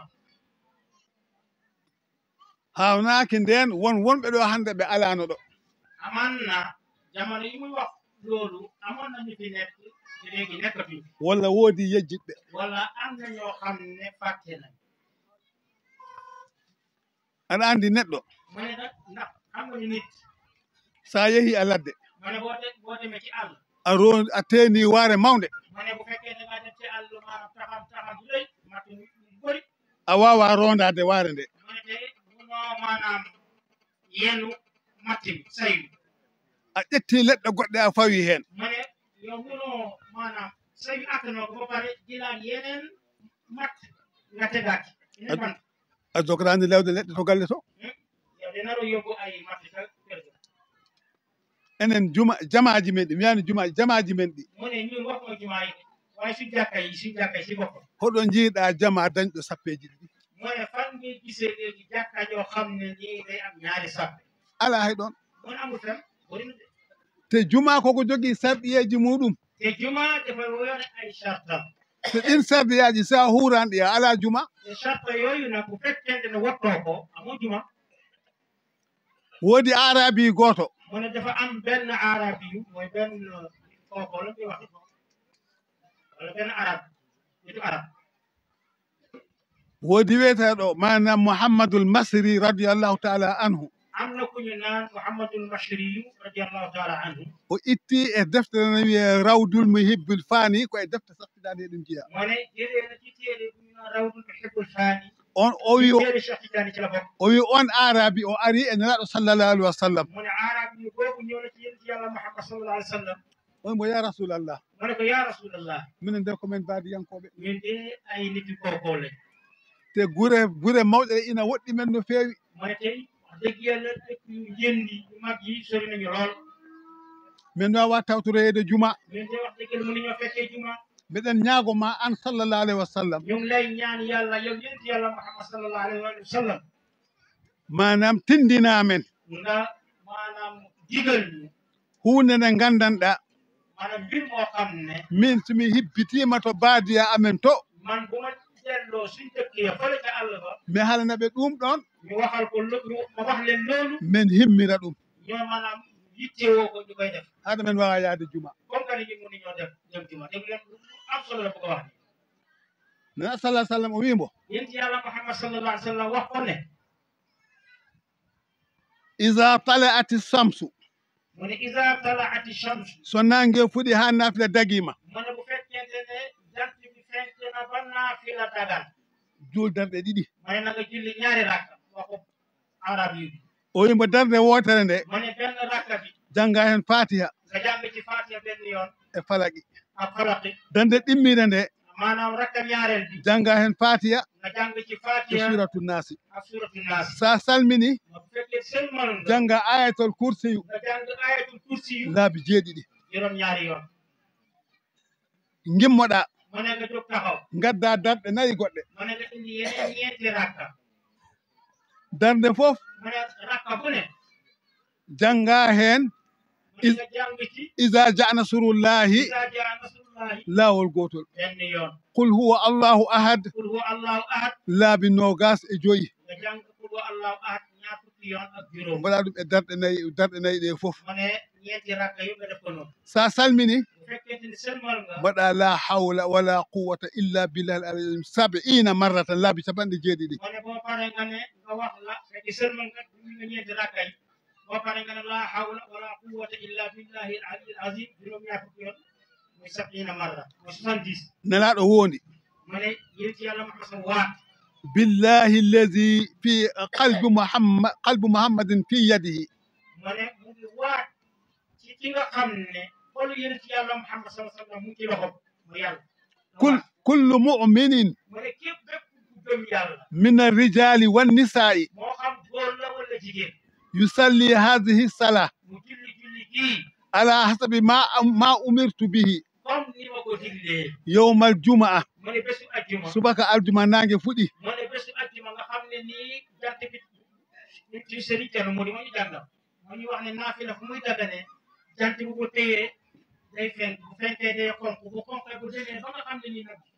weex na foo la naafila dagane nanaɗo wi on waɗɗo ɗum ɗo fa ana daminun lahu janna mu ne képp koo xam ne def na lii julli kii ku ko def man leen ci yàlla Muhammad sallallahu alayhi wa sallam maa la garanti ajjana ceena rafeten o wi kala waɗɗo nde ɗo julde mu ne képp koo xam ne ni julli na julli gii manam a waɗi manam cagande waɗani darɗe ɗiɗi fatiha e falaki waɗɗa addawɗa darde wonde fatiha e naasi mu ne da ngay julli benn rakka bi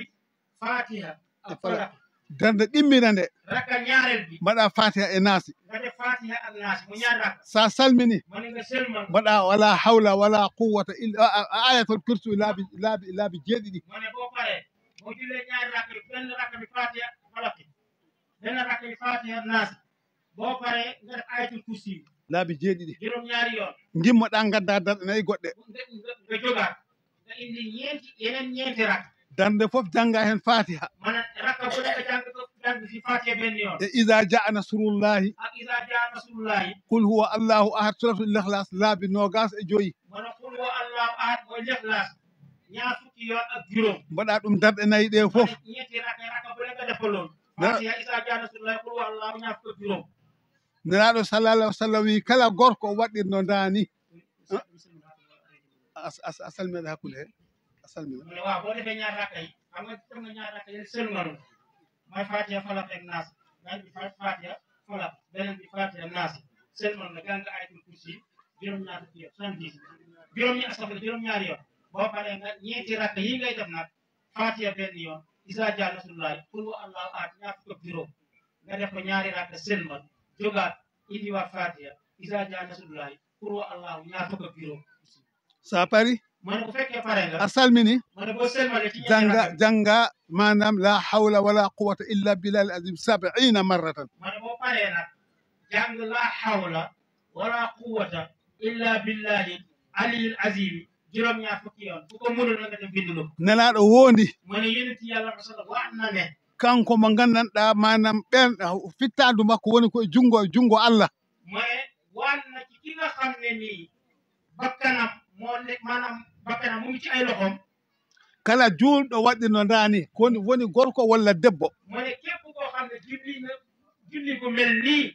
yaa xam góor nga yaa xam jigéen nga nelaɗo wi kanko defanima aljanna ma ne yonenti yàlla Muhammad sallallahu alayhi wa sallam moom mu ne moo la garanti aljanna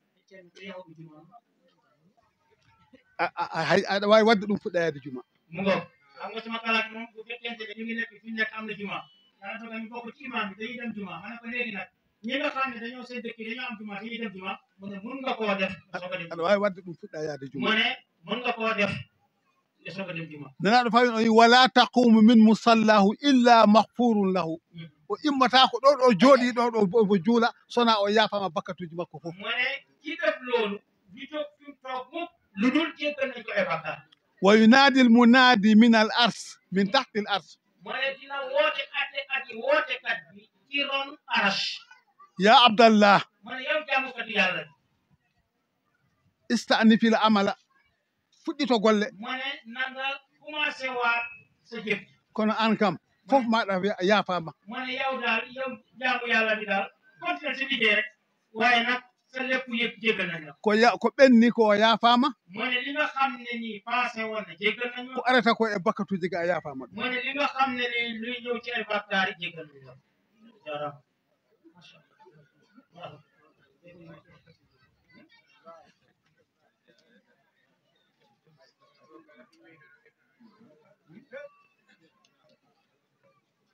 wa anfusakum wa ahlikum naara nelaɗo o wi yonent yàlla Muhammad sallallahu alayhi wa sallam wax na ne o wi omo daña kanko on ɗon julɗo o nde ɗo julde moom mi nga xam ne nii julli na julli bi dina am loo xam ne omo daña baraji tawrat mu ne dina am tiyaabu téere boobu ñu naan tawrat mu wàccee ko ci Moussa omo daña baraji injil dina am tiyaabu taw linjil te ñu wàccee ko ci Isa omo daña baraji furqan dina maanaam am tiyaabu furqaan omo daña baraji horɗo jamanu o fof mu ne dina am tiyaabu ki nga xam ne nii woor na jamono ji yëpp téere day woor nelaɗo haalata de mu ne lii muy wax yéen ci mooy wax nelaɗo wi omo daña baraji wangiɓe kaaba ka mu ne kooku dina am tiyaabu ki nga xam ne nii moo doon wër kaaba omo daña kadi baraji manam wangotoɓe baytul muqaddas mu ne dina am tiyaabu ñi nga xam ne nii ñoom ñooy wër baytul muqaddas omo daña baraji elle ko kanko mahi kaaba ka e jungo makko baraji muɗum o dañata mu ne dina am tiyaabu toll nii mu ngi mel nii moom moo tabax kaaba nelaɗo wi omo windane e baraji mu ne yéen ci yàlla Muhammad sallallahu alayhi wa sallam wax na ne ñu koy bindal ci ay tiyaabu limoore kaaƴe manam kaaƴe wonɗe e aduna he fof omo daña baraji muɗum mu ne limu xeer yi nga xam ne nekk na ci àddina bi yëpp mu nga tiyaabu ñu toll ci nelaɗo sallallah alih w sallam o wi yéen ci yàlla Muhammad sallallahu alayhi wa sallam wax na ne omo daña baraji leɗɗe wonɗe ɗe e aduna he baafe muɗum fof omo daña baraji poɗɗi noon mu ne garab yi nekk ci àddina bi yëpp ni toll ku dem julli ji am nga tiyaabu toll ni garab maanaam lekk maanaam garab yi nekk ci kaw suuf omo daña baraji fodde gabbe manam ceenal wongal e aduna he mu ne dina am tiyaabu bu toll ni maanaam fépp suuf bi ñu naan ram lu koy ceenal mooy jànn mi jëm bien waaw nelaɗo sallah sallam o wi omo daña baraji annabaɓe ɓe min ladun adama ila muhammadin sallallah alih wa sallam annabaɓe ɓe fof omo daña baraji mu ne dina am tiyaabu toll ni lu ko dalee Adama alayhi salaam ba ci yéene ci yàlla Muhammad sallallahu alayhi wa sallam ba ñu koy bufte sallallah alih wa sallam o wi yéen ci yàlla Muhammad sallallahu alayhi wa sallam wax na ne nde ɗo julde noon mu ne julli kii nag li kulli ahadin mu ne képp ku ne ko kala waɗɗo ɗum tan e gorko e debbo mu ne julli kii ku ko def moo xam góor na moo xam jigéen laysa mahsusan bil arabi mu ne lii naka doon laaj mu ne yee maanaam jagoowuñ ko rek nit muy arabi yëpp boobu mooy nitu àll bu kookoo boobu nde nelaɗo waɗi ndi en ni en tan haali ɗumen ɗo tan mu ne yéen ci yàlla masal boo waxee lii rek ummu zeyd ibnu sabit immi Zeyd ibnu Saabit dog yummakko mu ne yaayam dog yaay Zeyd ibnu Saabit o wangi waaji o ɗo ɗo jooɗiɗo mu ne yaay Zeyd ibnu Saabit si la jël rek maanaam wóor ki nga xam ne ni waa ji ko wax ngóor ko o wi mo ngal ɗo teddungal manngal mu ne yow teraanga bu rëy ji ko an oɗo doori yanka an addani men ɗum ɗo maanaam yow mi nga xam ne yow nitu àll ji yow yaa ngi indi lii abdoullah manam no wiyeteno kadi abdourahman ibnu awf mu ne Abdourahman ibnu Awf o immi kankone moom itam mu jóg o tottibo wutteji ɗiɗi mu jox ko ñaari mbubb e dinaruji temedere ma téeméer diinaar ay bon goɗɗo immi kadi mu ne keneen di jogaat tottibo 70 dinar kooku jox ko juróom-ñaar fukki diinaar tottimbo wutte mu jox ko mbubb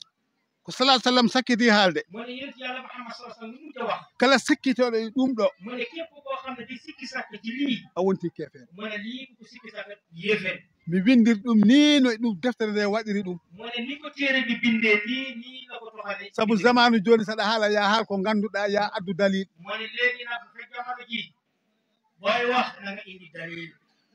ɗum waɗi windirmi ɗum deftere nde windiri ɗum ni lii nag maama wax na ko ci ak ibnu sami fi hadisi sadiqil amin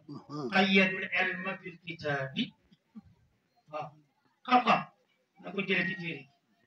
kii moo wax lii kii moo wax lii moom du noonu la maama moo bind ci téere bind ko liir ɗum noon mu ne léegi nag kon nag mbiɗa dartina ɗo hen tan mu ne mu ngi yemale fi ay kàddoom mi totta musidɓe ɓe mu ne mu jox mbokk yi goto fof woda ko barkini hen mu ne kenn ku ne am lu ci barkeel so pari mi udda mu ne bu fekkee dina pare nañu mu tëj salamu aleykum wa rahmatullah salaamaaleykum wa rahmatulah yéen ñëpp maa ngi di ñaan fu waay nekk na jàng Fatiha ay